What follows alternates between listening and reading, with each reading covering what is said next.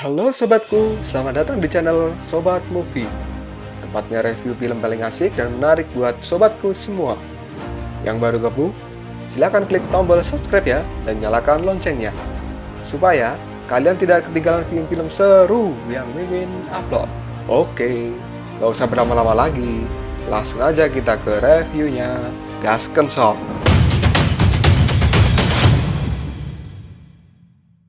Oke sob, kita langsung masuk aja ke chapter 99.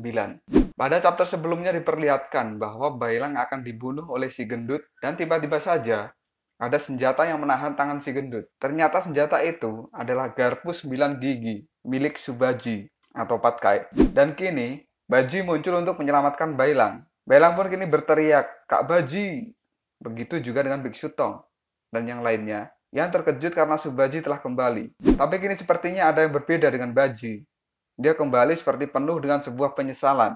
Tak hanya itu, kini mata Baji pun sudah tak dapat dibuka karena dia menjahitnya dengan besi. Dan dia kembali hanya untuk memberikan bantuan dengan sedikit tenaganya. Baji pun kini langsung bertempur dengan si gendut. Si gendut pun merasa bahwa kedatangan Baji hanya mengganggu saja. Bailang pun kini langsung mendekati Baji dan bertanya, apakah yang di hutan tadi adalah dirinya? Kalau iya, kenapa Baji tak datang lebih awal? Tapi itu tak masalah, karena sekarang Subaji telah kembali. Baji malah menjawab, percuma dia kembali, karena dia sudah tak bisa melakukan perjalanan. Karena menurutnya, dirinya akan segera mati, dan usianya sudah mencapai akhir.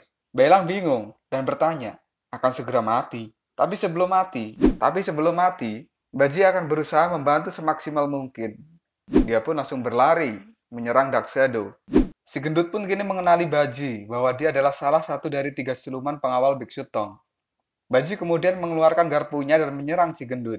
Si gendut yang belum tahu kekuatan asli Baji malah menyebutnya sampah. Dan dengan sombongnya akan mengirim Baji ke alam baka. Baji pun kini berkali-kali menerima tamparan dari si gendut. Lalu si gendut melemparkan Baji ke udara. Saat di udara, Baji langsung mengumpulkan energi alam atau aura ki dan akan menunjukkan siapa dirinya yang asli. Hal ini membuat si gendut kaget, begitu juga dengan Bailang. Tak lama kemudian, energi alam telah berkumpul dalam jumlah yang sangat banyak, membuat Bailang takjub karena energinya lebih banyak dari sebelumnya.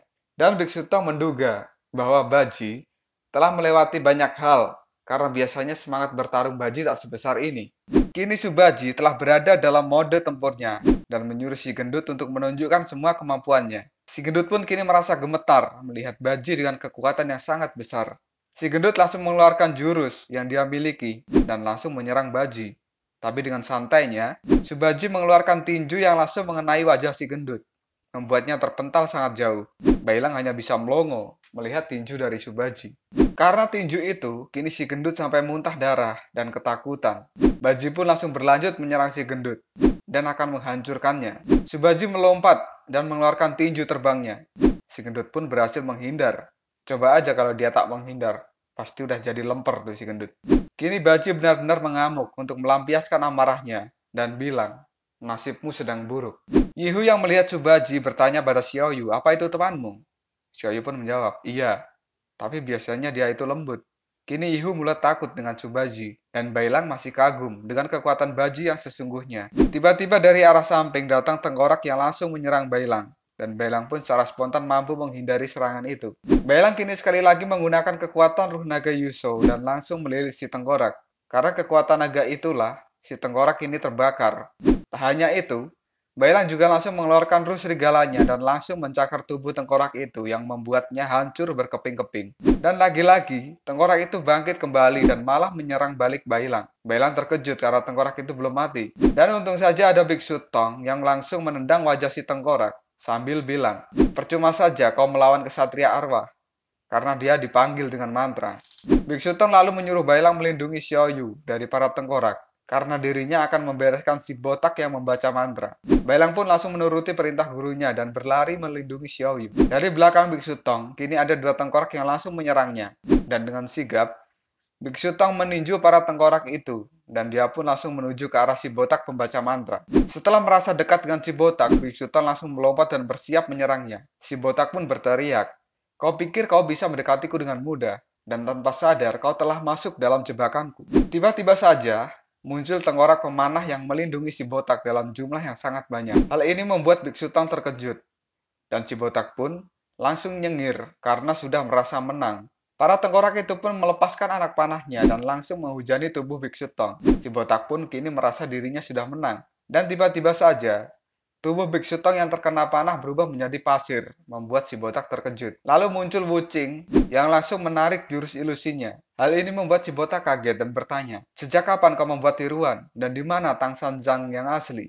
Biksu Tong pun lalu muncul di samping si botak dan mengeluarkan tinju saktinya bertubi-tubi ke tubuh si botak. Seketika dukun botak berdarah dan terlempar menabrak batu sampai hancur. Si botak pun kini kalah dan pasukan tengkorak juga langsung hancur dengan sendirinya. Di pertarungan yang lain, Baji masih terus menghajar si gendut dan menendang kepalanya. Tendangan ini membuat si gendut tak berdaya dan terlempar menabrak batu sampai hancur, tepat di samping si botak. Kini dua Dakshedo payah itu sudah merasa kewalahan menghadapi tim Biksu Tong. Tapi si gendut masih belum menyerah dan masih mau bertarung. Lalu Biksu Tong berkata, "Cukup, apa kalian tak malu? Kalau mau cari masalah, lihat dulu siapa lawanmu." Kemudian Baji menyuruh mereka untuk pergi dan Biksu Tong menimpali, "Jangan coba-coba mencari kami, karena lain kali kalian tak akan seberuntung ini." Tiba-tiba saja muncul sekumpulan daun dari langit yang langsung berkata bahwa Tang San Zhang dan muridnya tak akan mudah dihadapi. Kedua Dakshedo itu pun kaget,